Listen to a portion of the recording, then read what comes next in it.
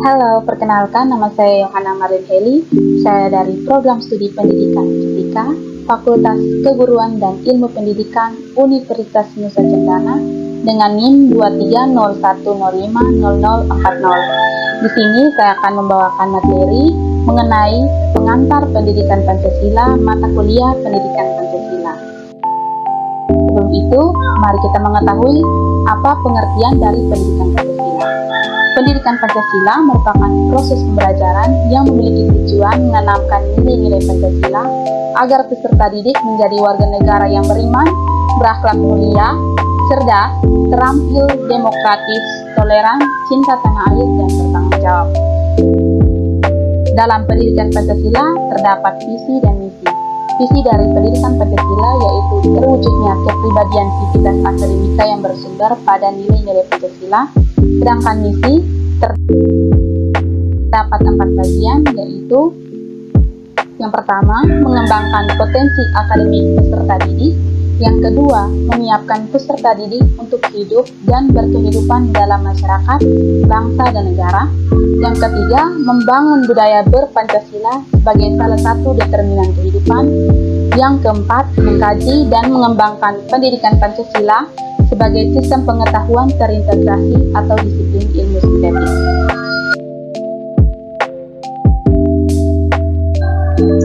Tujuan penyelenggaraan pendidikan Pancasila di perguruan tinggi yang pertama, memperkuat Pancasila sebagai dasar falsafah negara dan ideologi bangsa melalui revitalisasi nilai-nilai dasar Pancasila sebagai norma dasar kehidupan bermasyarakat, berbangsa, dan bernegara.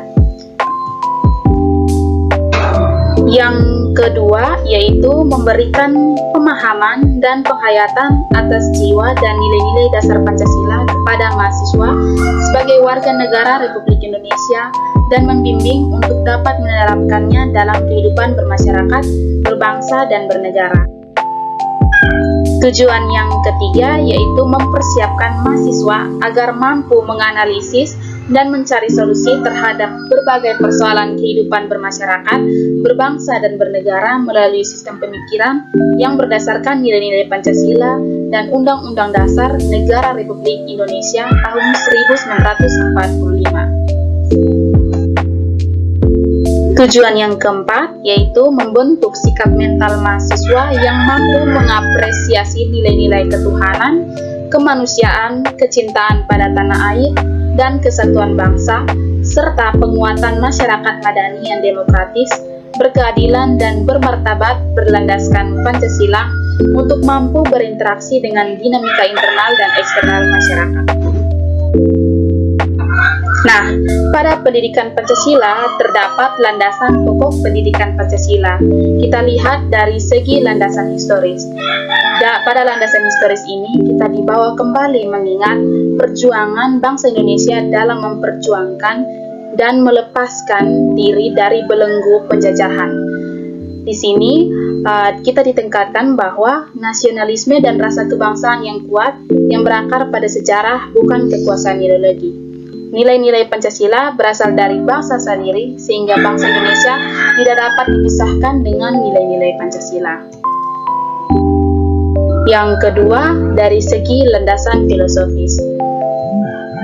Pada landasan filosofis terdapat 5 bagian pokok, yaitu yang pertama, pendekatan etika atau filsafat moral. Yang kedua, pendekatan epistemologi atau filsafat ilmu. Yang ketiga, pendekatan aksiologis atau filsafat nilai. Yang keempat, pendekatan ontologis. Dan yang terakhir, pendekatan antropologis.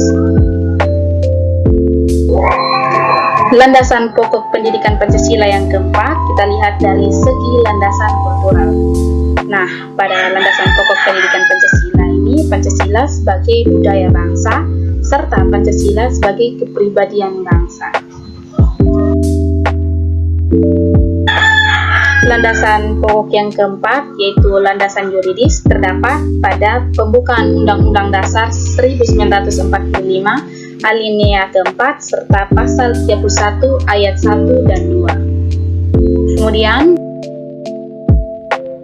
pada pendidikan Pancasila terdapat urgensi pendidikan Pancasila. Yang pertama, pendidikan Pancasila merupakan kewajiban akademik yang harus dipenuhi oleh mahasiswa sebagai bagian dari sistem pendidikan nasional. Yang kedua, pendidikan Pancasila merupakan hakikat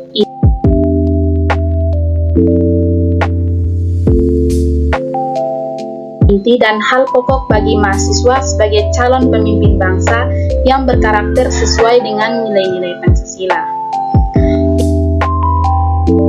Yang ketiga, pendidikan Pancasila merupakan tanggung jawab moral dan sosial mahasiswa sebagai warga negara yang berkontribusi dalam pembangunan bangsa dan bernegara yang berdasarkan Pancasila.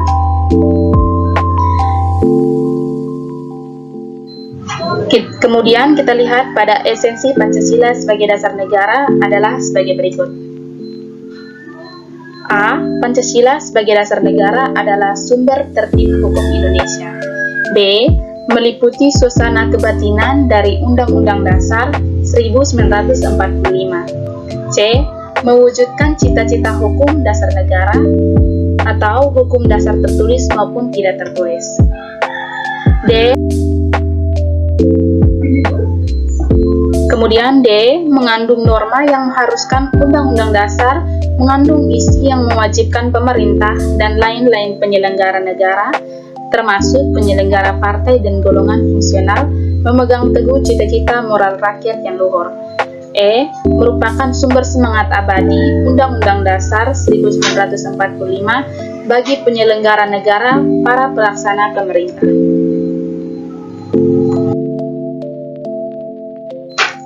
Yang kedua, urgensi pendidikan Pancasila sebagai dasar negara dapat menggunakan dua pendekatan, yaitu A.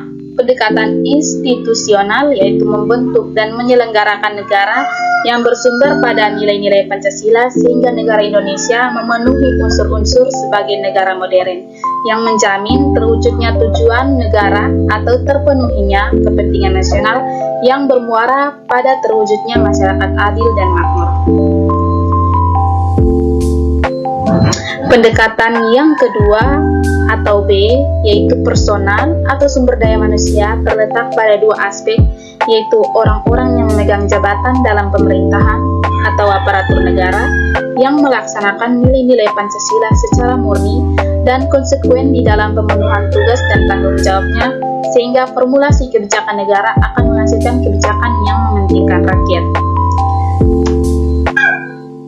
Itulah penjelasan mengenai materi pengantar pendidikan Pancasila, mata kuliah pendidikan Pancasila dari saya. Sekian dan terima kasih.